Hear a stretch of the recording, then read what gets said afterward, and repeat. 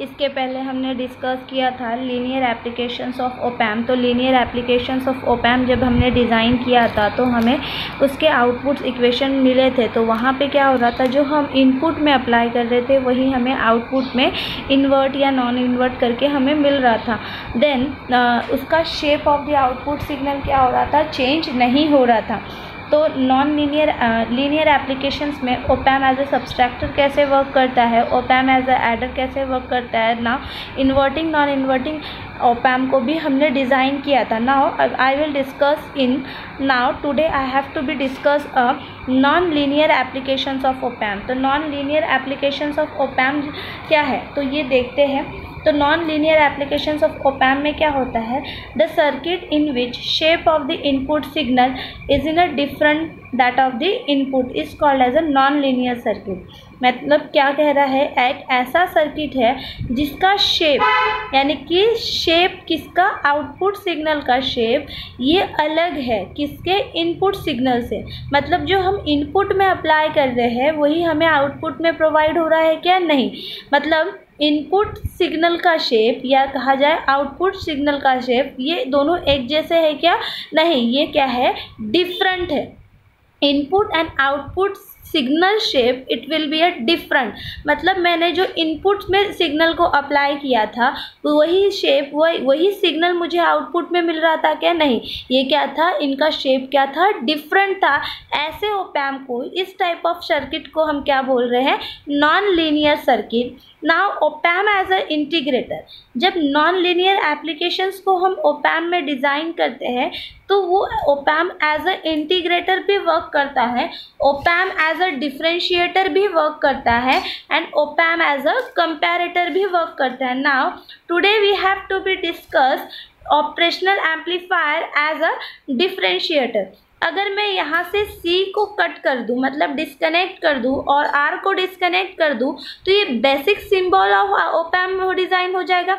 जब मैं op amp as a differentiator design कर रही हूँ तो मैं क्या कर रही हूँ, इन्वर्टिंग टर्मिनल पे कैपेसिटर C को कनेक्ट कर रही हूँ। यहाँ पे हम कैपेसिटर का यूज़ करेंगे। इसके पहले जब हमने linear applications of op amp को डिज़ाइन किया था तो वहाँ पे सिंपली सिर्फ हमने रेजिस्टेंस का ही यूज़ करके ओप एम्प को डिज़ाइन किया था, वहाँ पे हमने कैपेसिटर्स का यूज़ नहीं किया था। बट नॉन लीनियर एप्लीकेशंस में हम कैपेसिटर का यूज़ करेंगे एंड फीडबैक में एक रेजिस्टेंस लगा है और नॉन इन्वर्टिंग टर्मिनल को हमने ग्राउंड के साथ कनेक्ट किया है। यहाँ पे जो ये S है, ये S क्या है, आपका वर्चुअल ग्राउंड है या वर्चुअल शॉर्ट कंसेप्ट है, वो डिनोट कर रहा है। तो यहाँ पे ऑब्वियसली आपका ये टर्मिनल जो ग्राउंड के साथ कनेक्टेड है तो ये क्या हो गया, आपका S वर्चुअल ग्राउंड कंसेप्ट हो गया। अब इसका जो डेरिवेशन है ये हम सॉल्व करते हैं।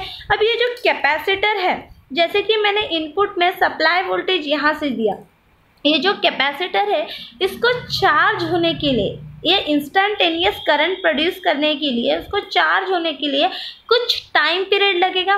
तो ये विद रिस्पेक्ट टू टाइम के अकॉर्डिंग क्या होगा, चार्ज होगा।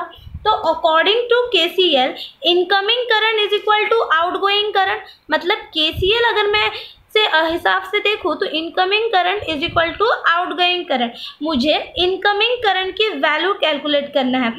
तो मेरा V, अगर मेरा कैपेसिटर C है तो यहाँ पे वोल्टेज की वैल्यू क्या आ जाएगी, आपने इसके पहले चार्ज का फॉर्मूला देखा था, तो Q डिवाइडेड बाय C आ जाएगा। Hence Q is equal to क्या आएगा, C इंटू V आएगा। देन इंस्टेंटेनियस वोल्टेज क्या आएगा आपका, C into d by d t into v in. और ये डी बाई डी टी क्या है, जो कैपेसिटर के प्लेट को चार्ज होने के लिए जो टाइम पीरियड लगा वो है आपका। नाउ तो मुझे इनकमिंग करंट की वैल्यू क्या मिल रही है, C into d by d t into v in. तो मुझे outgoing current, now we have to outgoing current, but मुझे अभी किसकी वैल्यू कैलकुलेट करना है, आउटगोइंग करंट, यानी कि RF की वैल्यू कैलकुलेट करना है। इस पॉइंट का, ये टर्मिनल S जिसको डिनोट कर रहे हैं, इस टर्मिनल का वोल्टेज क्या है आपका, 0 है। तो मान लेते हैं V ऑफ S, ठीक है, या V ऑफ X से ही डिनोट करते हैं। V ऑफ X, उस टर्मिनल को हमने V ऑफ X रखा, माइनस V0 अपॉन RF आ जाएगा, ठीक है। तो V ऑफ X की वर्चुअल ग्राउंड कंसेप्ट के हिसाब से इसकी वैल्यू क्या आ जाएगी, 0 आ जाएगी। तो F is equal to 0 minus V0 upon RF। Then IF is equal to minus V0 upon RF। ये वैल्यू मिल जाएगा।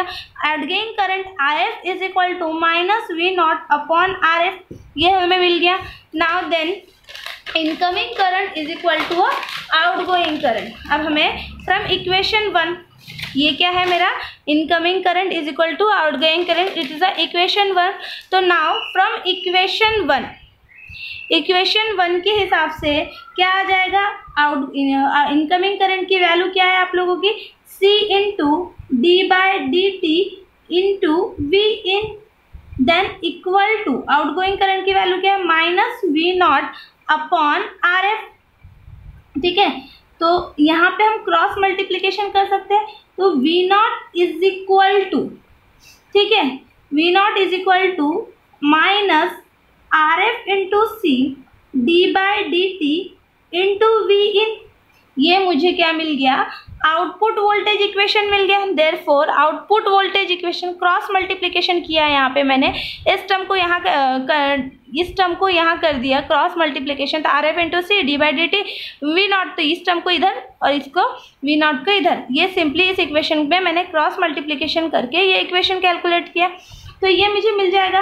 तो यहाँ पे मुझे R और C की वैल्यू एक ऐसा करना है जिसकी वैल्यू यूनिटी हो, दोनों का मल्टीप्लिकेशन होके इन दोनों की वैल्यू क्या आ जाए, एज अ यूनिटी, मतलब इन दोनों को हमें 1 कंसिडर करना है। तो इफ मैं RF की वैल्यू को 1 मेगा ओहम कंसिडर करती हूँ, that's mean 1 mega ohm 1 into 10⁶ and C की वैल्यू को मैं 1 माइक्रो फैरेड कंसिडर कर रही हूँ, तो 1 इंटू 10⁻⁻⁶, तो यहाँ पे क्या आएगा, 1 into 10⁻⁶ into 1 into 10⁻⁻⁶ plus 6 minus 6 getting cancel, तो यहाँ पे क्या आ जाएगा 1। तो RF इंटू C की वैल्यू क्या आ गई आपकी 1, ये यूनिटी हो गया। ठीक है, अब ये जो इक्वेशन है ये क्या हो गया आपका, प्रॉपर वैल्यू आ गया R और C का। तो इस इक्वेशन को मैं रियल टाइम, ठीक है, तो V not is equal to, therefore V not is equal to क्या आएगा आपका d/dt, अभी आपका R और C क्या हो गया, यूनिटी हो गया, तो d/dt इंटू V इन। अब ये equation now differentiator is said to be, ये इक्वेशन से डिफरेंशिएटर क्या बोल रहा है, is said to be, it's a real time. Differentiator क्या बोल रहा है कि ये रियल टाइम इक्वेशन है, तो रियल टाइम है, तो if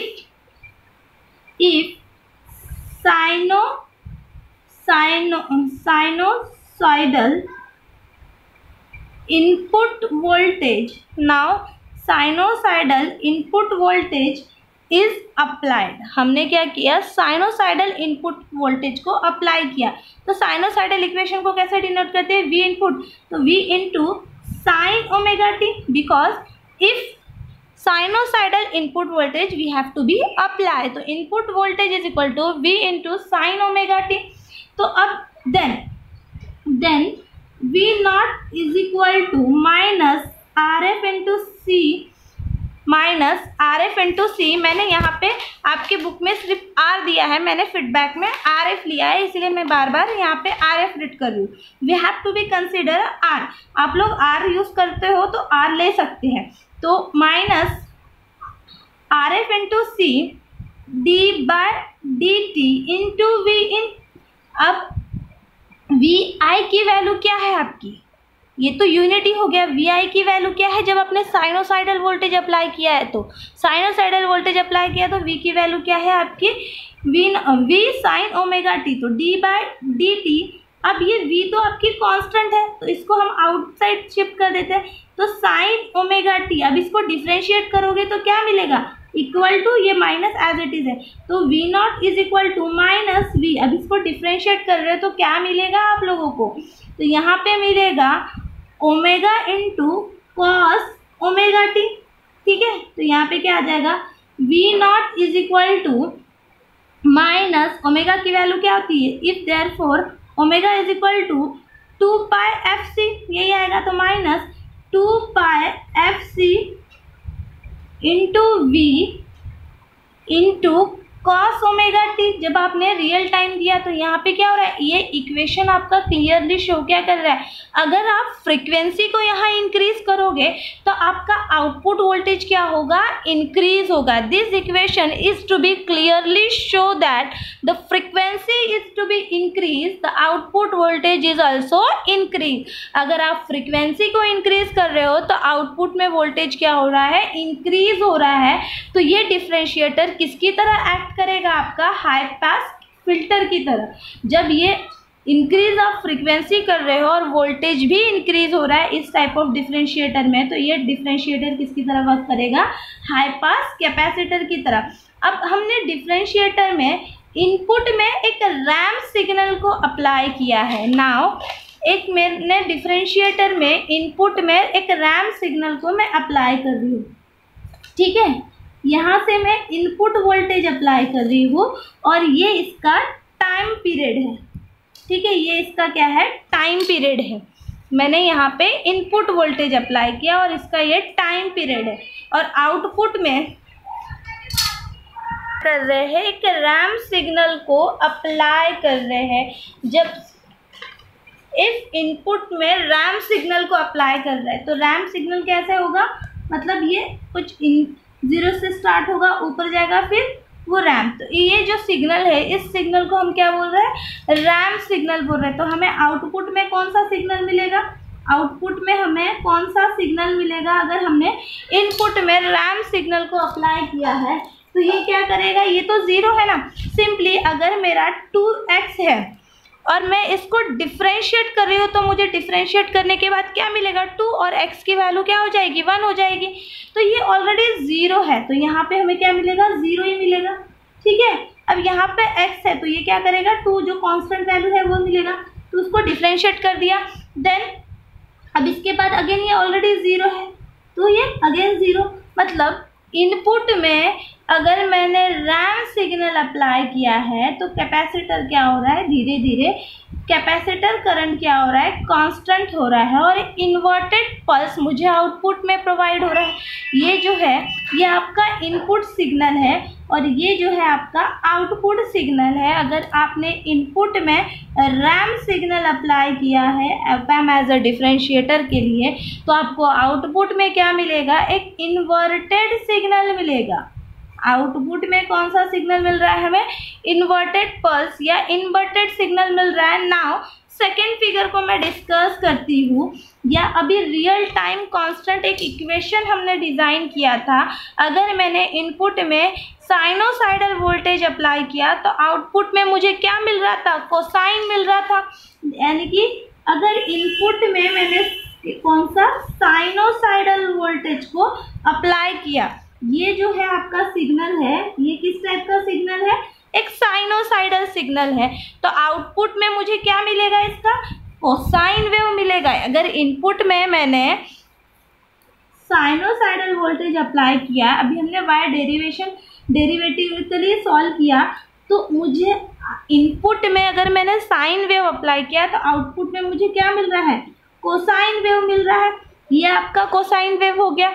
now we have to be third figure. अगर मैं इनपुट में, ये जो है आपका आउटपुट सिग्नल है, अगर मैं अगेन इनपुट में एक स्क्वायर वेव को अप्लाई कर रही हूँ, ये क्या हो गया मेरा, स्क्वायर वेव हो गया। अगर मैं इनपुट में स्क्वायर वेव सिग्नल को अप्लाई कर रही हूँ तो आउटपुट में मुझे क्या मिलेगा, ये रेक्टेंगुलर वेव। अगर इनपुट में मैंने रेक्टेंगुलर वेव को अप्लाई किया, ये रेक्टेंगुलर पल्स को अगर इनपुट में अप्लाई किया, ये कौन सा हो गया, कोसाइन हो गया, cosine pulse, and this is a sine pulse. अगर इनपुट में मैंने रेक्टेंगुलर पल्स को अप्लाई किया तो आउटपुट में मुझे क्या मिलेगा, तो output now we have, output में वो क्या करेगा, स्पाइक प्रोड्यूस करेगा। इसकी वैल्यू 0 है, 0 देगा, ठीक है। इसकी वैल्यू 1 है तो 0 कर देगा, फिर इसकी वैल्यू 1 है इसको 0 कर देगा और इसको 1 को ये। तो आउटपुट में मुझे, अगर मैं रेक्टेंगुलर दे रही हूँ तो आउटपुट मुझे क्या मिल रहा है, स्पाइक सिग्नल मिल रहा है। यानी कि ये ऑप-एम्प एज अ डिफरेंशिएटर है। तो ये देखो, जो हमने भी इतने सारे वेव फॉर्म्स देखे, तो इनपुट अगर मैं साइन वेव अप्लाई कर रही हूँ तो मुझे कोसाइन सिग्नल मिल रहा है। अगर इनपुट में मैं रैम्प सिग्नल अप्लाई कर रही हूँ तो मुझे इन्वर्टेड सिग्नल प्रोवाइड हो रहा है। मतलब ये op amp as a non linear applications की डेफिनेशंस हमने इसके पहले देखी थी। तो non linear applications of op amp, non linear क्या कह रहा था, नॉन लीनियर सर्किट एक ये ऐसा सर्किट है इनपुट का सिग्नल आउटपुट के सिग्नल से क्या है आपका डिफरेंट है। तो ये यहाँ पे हमने पूरा कैसे डिफरेंट है ये पूरा डेरिवेशन अभी सॉल्व करके एंड पल्स को फिगर्स को ड्रॉ करके हमने समझने की कोशिश की कि कैसे वो डिफरेंट है। रैम इसकी डेफिनेशन ही यही बोल रहा है कि input signal is in a different from the output signal. This circuit is called as a non-linear circuit. Non-linear circuit. अब op amp as a differentiator भी हमने डिज़ाइन किया, ठीक है। Op amp as a differentiator design किया, उसके बाद sine wave cosine wave पूरा इक्वेशन हमने डिज़ाइन किया। इन रियल टाइम कांस्टेंट में उसका इक्वेशन कैसे आ रहा था वो भी हमने डिज़ाइन किया और उसके बाद उसको वेव फॉर्मेटिकली और डायग्रामेटिकली भी हमने देखा।